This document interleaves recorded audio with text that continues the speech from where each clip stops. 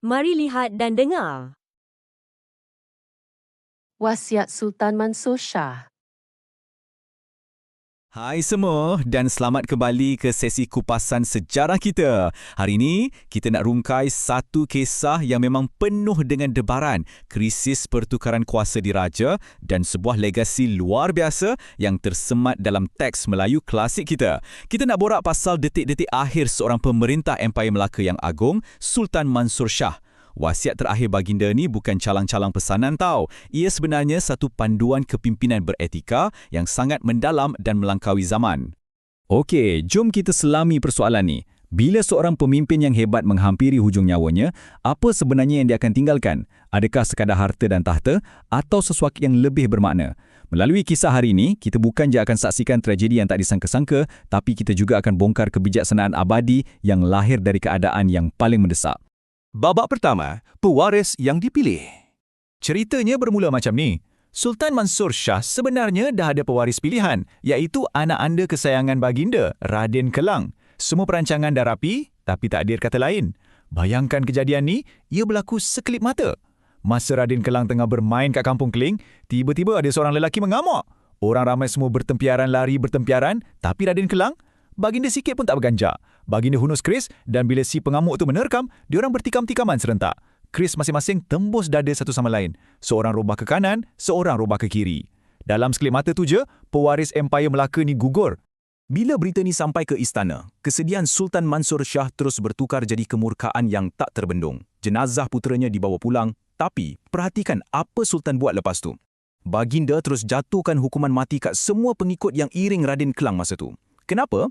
Sebab diorang gagal lindungi pewaris tahta dan gagal buktikan kesetiaan dengan tak mati sama-sama dengan putera tu. Nampak tak? Benda ni tunjukkan betapa brutal dan mutlaknya kuasa raja masa tu bila diorang diuji dengan kedukaan yang teramat sangat. Dan angka 40 ni menceritakan segalanya tentang kesedihan seorang ayah. Selama 40 hari, itulah tempoh Sultan Mansur Shah hentikan terus paluan nobat atau gendang kebesaran raja daripada dimainkan.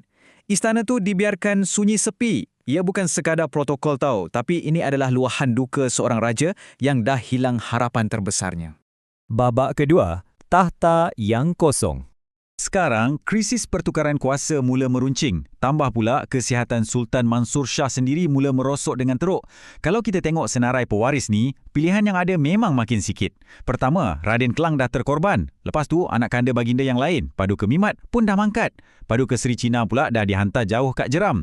So, siapa yang tinggal? Pilihan terakhir hanyalah Raja Ahmad. Daripada tak disangka-sangka, dialah yang kini kena pikul bebanan empayar ni. Bila Sultan sedar yang masa baginda dah tak lama, baginda panggil semua pembesar berkumpul untuk satu perjumpaan yang sangat dramatik. Bayangkan suasana hening masa tu, Sultan bertitah, bagi tahu yang dunia ni dah seolah-olah terlepas dari genggaman baginda. Perhatian Sultan sekarang bulat-bulat hanya pada negeri akhirat dan kat sinilah baginda bersedia nak serahkan bebanan besar kerajaan tu.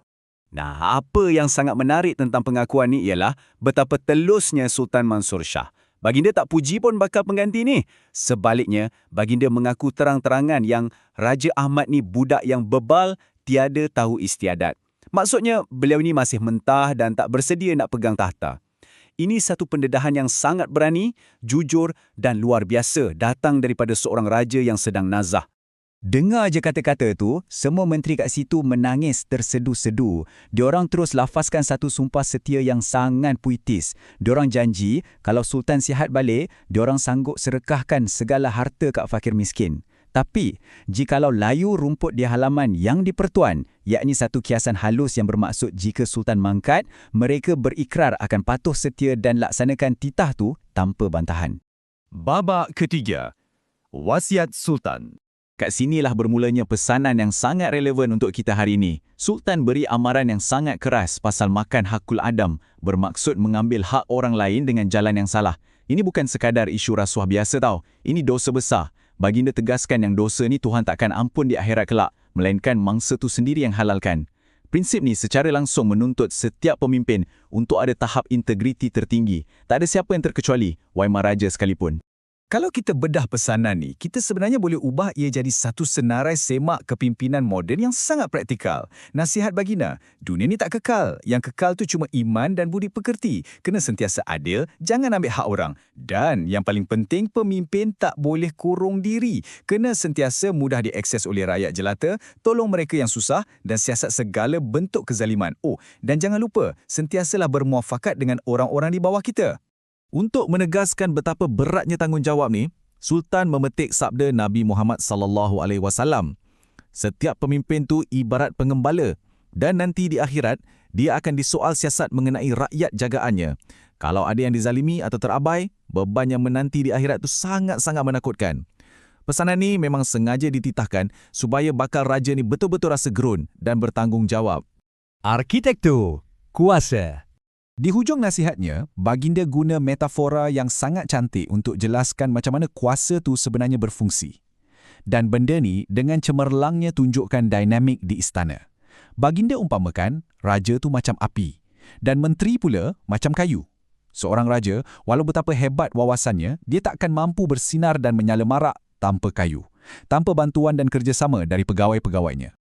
So, poin yang krusial ialah analogi seterusnya yang dipetik dari kebijaksanaan Farsi. Raja tu diumpamakan sebagai sebatang pohon dan rakyat tu adalah akarnya. Kalau tak ada sokongan akar yang kuat dari bawah, pohon yang besar pun boleh tumbang sekelip mata. Ini satu teguran padu dari masa lalu. Kuasa tertinggi pun akan ranap kalau ia putus hubungan dengan rakyat kat bawah. Mendengar segala pesanan yang syarat dengan amaran dosa dan harapan yang menggunung ni, Raja Ahmad, budak yang digelar bebal tadi tu, terus menangis terseduh-seduh. Kat sinilah kita boleh nampak titik perubahan emosinya. Segala ilusi tentang tahta yang nampak gah dan glamour tu terus berkecai. Beliau akhirnya faham betapa menakutkan dan beratnya mahkota yang bakal diletakkan di atas kepalanya. So, kisah ni bukan sekadar sejarah silam ya. Ia sebenarnya satu refleksi buat kita semua hari ni. Tak kiralah kita ni ketua kat office ke, ketua komuniti ke, atau sekadar ketua keluarga. Prinsipnya tetap sama. Setiap kepimpinan perlukan sokongan padu dan setiap tindakan kita ada perhitungannya nanti. Jadi tepuk dada tanya selera, adakah anda sedang membina legasi yang teguh akar umbinya atau legasi yang akan lesap begitu je lepas anda tiada? Fikir-fikirkan. Terima kasih sebab sudi luangkan masa dalam sesi kupasan kita kali ini dan jumpa lagi.